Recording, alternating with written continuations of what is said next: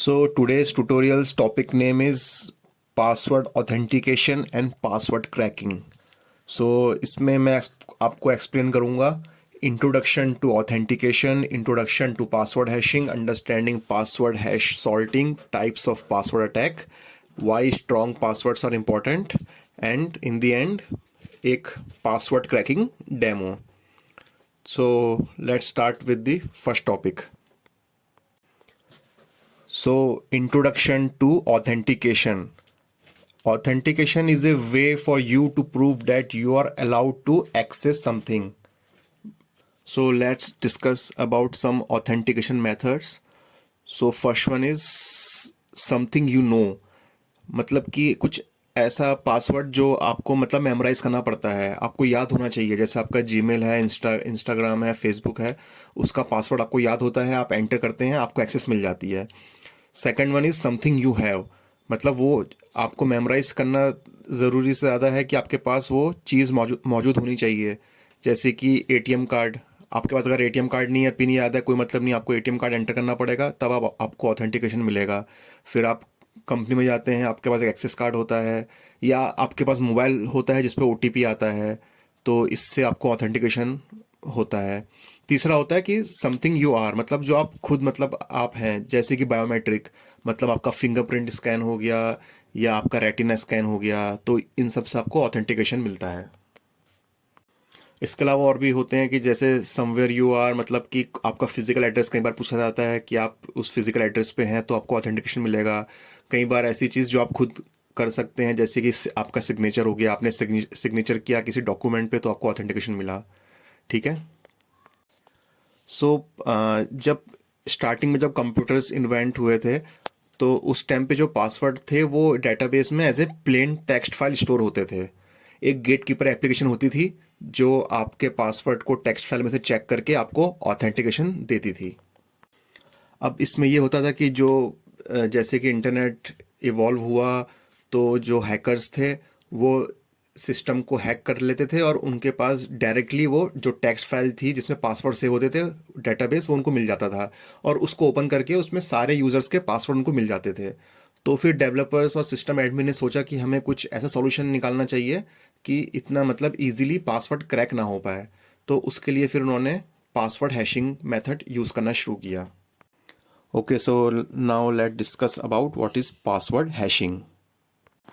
सो password hashing में एक hashing algorithm use होता है जो कि एक मैथमेटिकल एल्गोरिथम होता है कंप्यूटिंग से. तो ये जो आपका जो पासवर्ड होता है, इसको कन्वर्ट कर देता है स्क्रैम्बल डाटा में. मतलब एक मिक्स डाटा होता है, रैंडम डाटा होता है, उसके अंदर आपका जो पासवर्ड होता है ना, सिंपल पासवर्ड, वो कन्वर्ट हो जाता है. अब चाहे आपका पासवर्ड 4 डिजिट का हो या 15 डिजिट का हो या कोई भी हो, वो एक अलग ही मतलब स्क्रैम्बल्ड फॉर्मेट में मतलब कन्वर्ट हो जाता है. एक की होती है, वो की रहती है सर्वर साइड पे, और वो की और ये जो हैश कोड जो जनरेट होता है ना, इसको जब मिलाते हैं तो आपका फिर पासवर्ड डिक्रिप्ट होता है, और फिर आपको ओरिजिनल पासवर्ड मिलता है ऑथेंटिकेशन के लिए. तो ये होता है password hashing. So just take a look at this example. So एक आपने अपना पासवर्ड डाला है सिर्फ हेलो, एकदम सिंपल हेलो.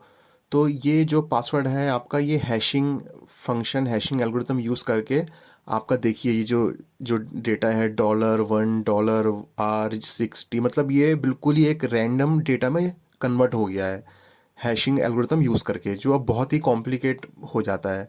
मतलब ये डायरेक्टली अगर किसी को मिले तो वो आपका पासवर्ड उसको पता नहीं चलेगा इससे. अब इसमें हैशिंग के एल्गोरिथम्स यूज़ होते हैं.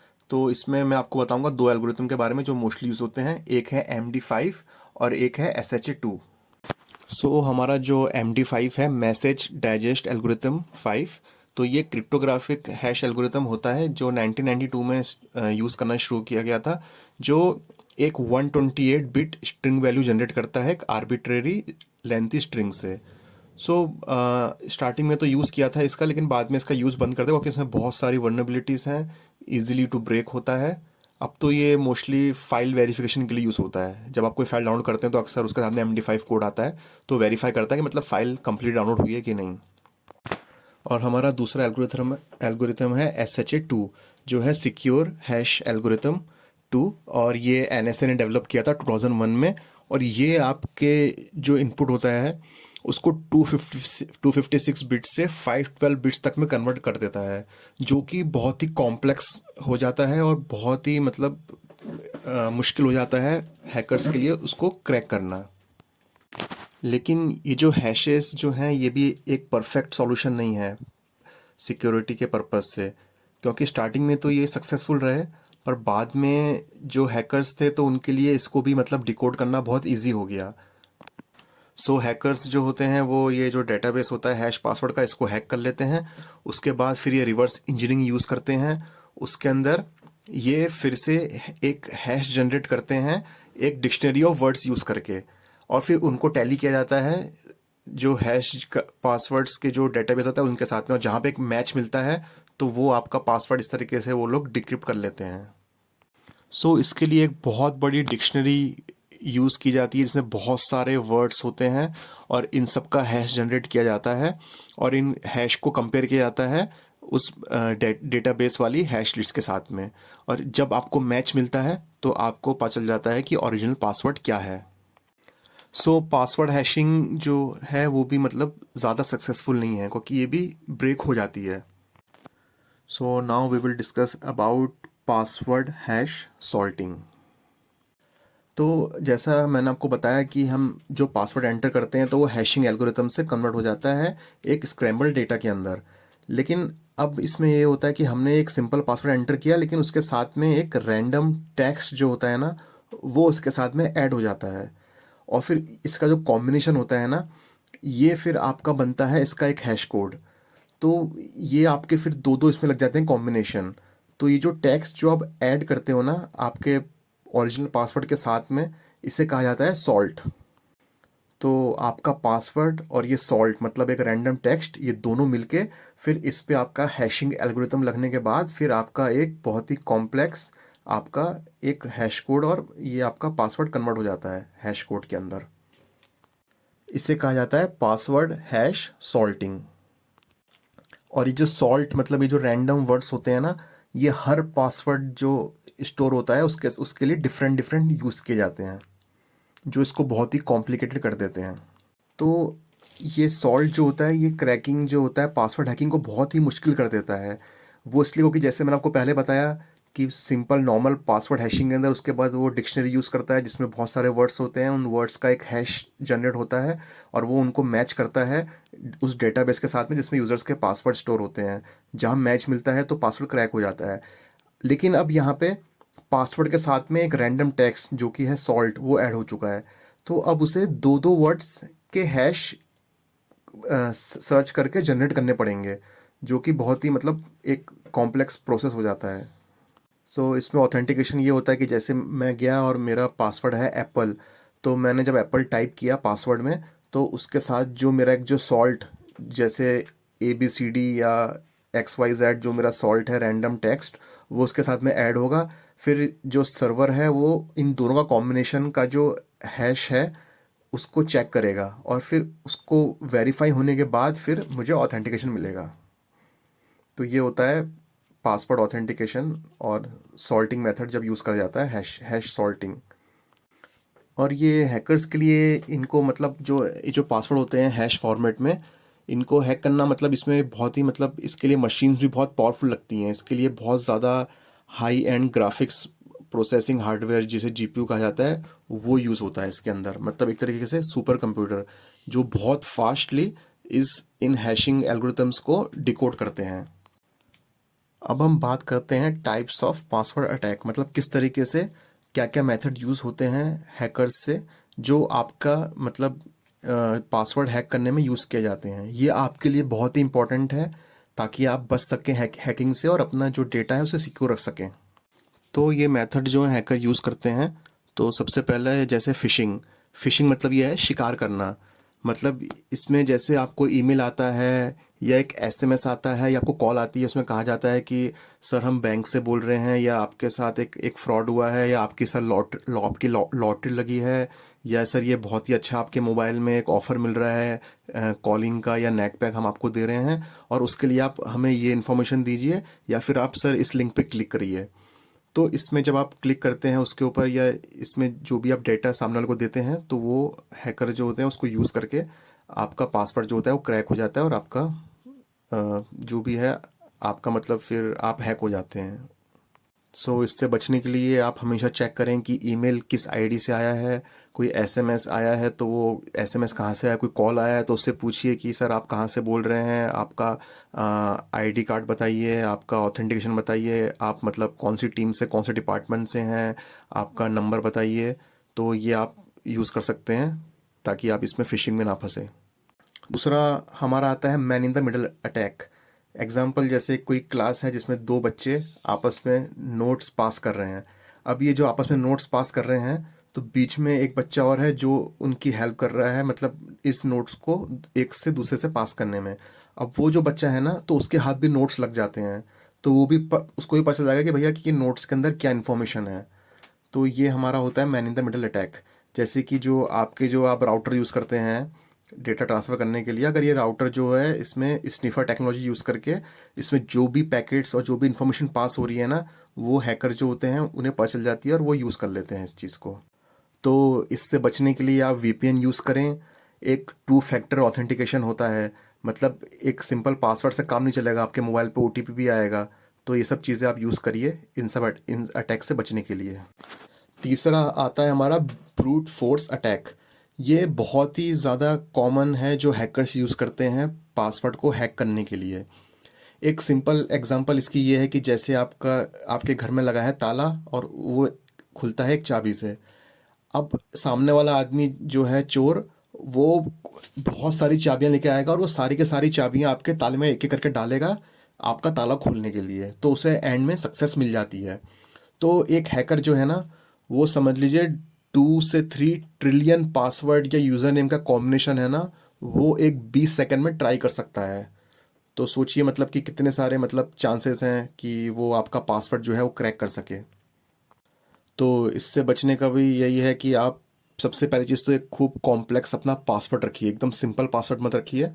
और दूसरी बात यह है कि वही मल्टीपल फैक्टर यूज़ करिए ऑथेंटिकेशन के लिए। मतलब ये नहीं कि सिर्फ पासवर्ड दिया, वही कि मोबाइल पे ओटीपी आए या आपका फिंगरप्रिंट भी मांगे, तो ये सब 2-3 चीज़ें यूज़ करिए करें जब कोई आप पासवर्ड बनाते हैं तो। और फिर हमारा आता है डिक्शनरी अटैक। ये मैं आपको पहले बता चुका हूँ। इसमें एक फाइल होती है, उसमें बहुत सारे मतलब वर्ड्स होते हैं, जैसे कि सिटी के नाम, कंट्री के नाम, लोगों के नाम, और लोगों के जो पेट्स होते हैं उनके नाम, बच्चों के नाम। तो इन सब ये सब डेटा उसमें स्टोर होता है। तो ये जो है वो मैच होता है आपकी जो पासवर्ड की जो फाइल होती है उसके साथ में, और आपका पासवर्ड जो होता है वो इससे आपका हैकर्स जो है वो क्रैक कर लेते हैं। अब इससे बचने का यही है कि आप ऐसा कोई पासवर्ड मत यूज़ करिए जहाँ पे कोई शहर का नाम या किसी आदमी का नाम या कोई ऐसा कोई वर्ड जो डिक्शनरी में मौजूद हो। इंग्लिश डिक्शनरी उठाइए ऑक्सफोर्ड की, उसमें कोई भी वर्ड जो मौजूद है वो अपना पासवर्ड में मत रखिए, एकदम रैंडम वर्ड यूज़ करिए पासवर्ड के अंदर। और फिर आता है हमारा क्रेडेंशियल स्टफिंग। इसमें ये होता है कि जैसे कि आपका एग्जांपल, आपका आधार कार्ड का आपने प्रिंट आउट कराने गए और आपकी फ़ोटो कॉपी सामने वाले ने रख ली। अब वो उसके पास आपकी आधार कार्ड की कॉपी है, तो इसका मतलब उस आपका नाम, आपका सिटी, आपके फादर्स नेम, आपका एड्रेस, ये सब उसके पास मौजूद हो जाता है। अब अगर उससे आपका पासवर्ड हैक करना है तो ये सब का कॉम्बिनेशन ट्राई करेगा।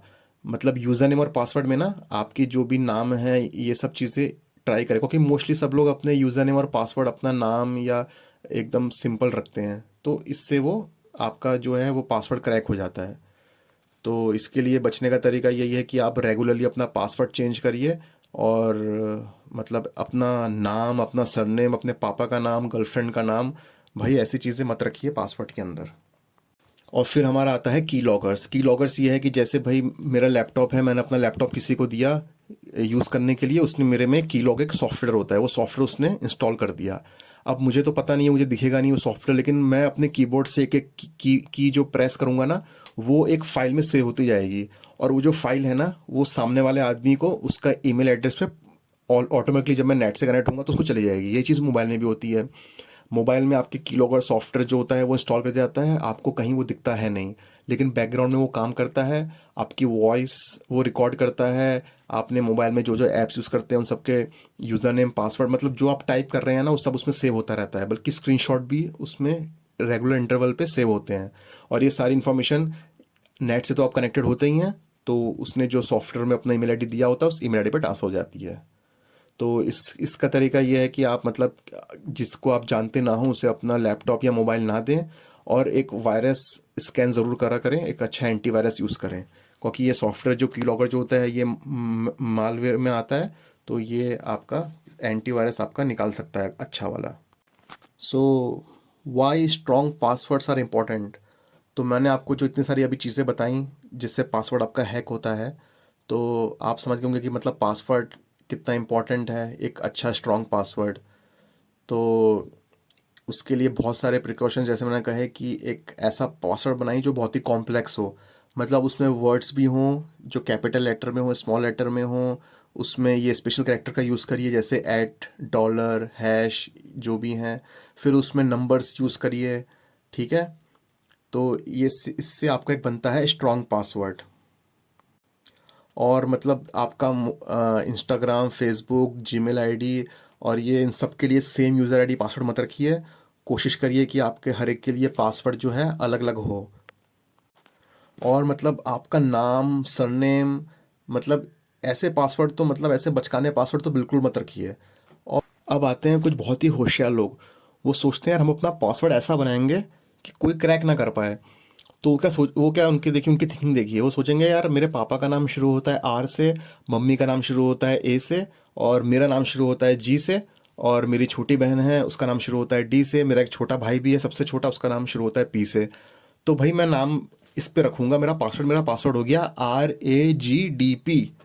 ठीक है, देखिए बंदे ने सीक्वेंस भी वही रखा है, मतलब सबसे बड़े पापा, मम्मी, फिर खुद, फिर छोटा भाई, छोटी बहन, फिर छोटा भाई, उसको भी चेंज नहीं किया, RAGDP रख दिया। अब एट द रेट वो सोचेगा यार क्या रखूं क्या रखूं, तो एक काम करता हूँ, अपना घर का जो नंबर है वो रख देता हूँ, मेरा घर का नंबर है 123, तो मकान नंबर लिख देता हूँ, एक काम हो तो मेरा फ्लैट नंबर लिख देता हूँ, एक काम करता हूँ मेरा जो स्कूल में रोल नंबर था ना वो लिख देता हूँ एट द रेट करके। और वो बोल और कुछ मतलब यार, हम भाई 786 लकी नंबर होता है, काम करते हैं हम रख देते हैं एट द रेट 786, ये तो किसी का बाप भी हैक नहीं कर पाएगा। तो भाई मेहरबानी करके ऐसे पासवर्ड मत रखिए। और कुछ लोग की आदत होती है वो अपने पासवर्ड किसी पेपर में लिख लेते हैं या कंप्यूटर में या किसी उसमें टेक्स्ट फाइल में एक्सेल शीट में सेव कर लेते हैं। तो भाई ये भी मतलब ये तो भाई आपकी एक साथ पूरी लुटिया डूब जाएगी अगर किसी को वो पेपर मिल गया और किसी कोई आपके लैपटॉप या मोबाइल में घुसा और आपको वो फाइल मिल गई, तो उसके बारे न्यारे हो जाएंगे, एक ही बार में सारे आपके अकाउंट के यूज़र आईडी और पासवर्ड मिल जाएंगे। तो ऐसा मत करिए, अपने यूज़र आईडी और पासवर्ड को कभी भी डायरेक्टली किसी पेपर में या कंप्यूटर में सेव मत करिए। ओके, तो जैसे मैंने आपसे कहा था कि अब मैं आपको एक सिंपल पासवर्ड करेक्ट करने का डेमो आपको दिखाता हूँ मैं। Okay, so before going further, let I want everyone to read this disclaimer. This channel does not promote or encourage any illegal activities. All contents provided by this channel is meant for educational purpose only. So I'm doing this activity on my own device at my own risk, okay? Because hacking is a serious crime. It can land you in jail. Okay, so let's take a look at this activity. Okay, so I'm using my Linux machine to show you this activity.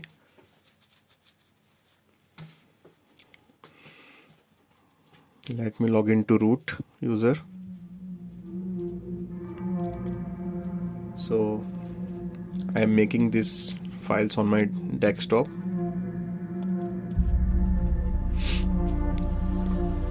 So I'm just making a file. Let us name this at mysecret.txt. Okay, I'm entering some random information on this. This is a secure file according to me.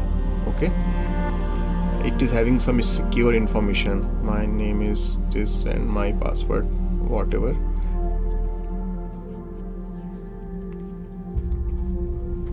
So this is a secure file.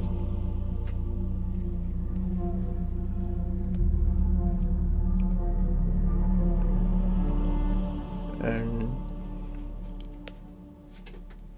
Now as you can see, this file is created. Okay, this is the content of this file.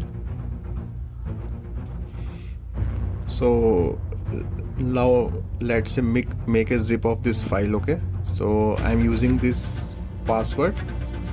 I'm entering 8 times 1, okay, as my password, and I'm creating a zip of my text file.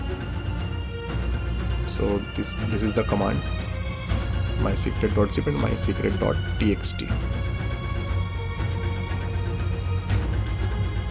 So as you can see, this my secret.zip is created, and also you can see on my desktop that this is a file.zip file which is created. And let's check this out. If I try to open this file, it will ask for a password. Let's just enter some random password. Okay, so as you can see, it's a password protected file. So now I will tell you how we can crack the password of this file by using hashing algorithm. So this zip2join is a hashing algorithm. It's a program which is used by hackers or users to crack the password. So zip2join, my zip file name, and I am going to store the data in this my password.txt file. The hash code will be generated in this. Okay. Also, just read the data, that what is the data of this file. So this is a hash code which is generated in this text file. Now I need to decode this hash code. So for this I am using this command join and this file name. And now this is the output. As you can see, this is the password which just got cracked. Okay, this is 8 times 1. This is the password of my zip file.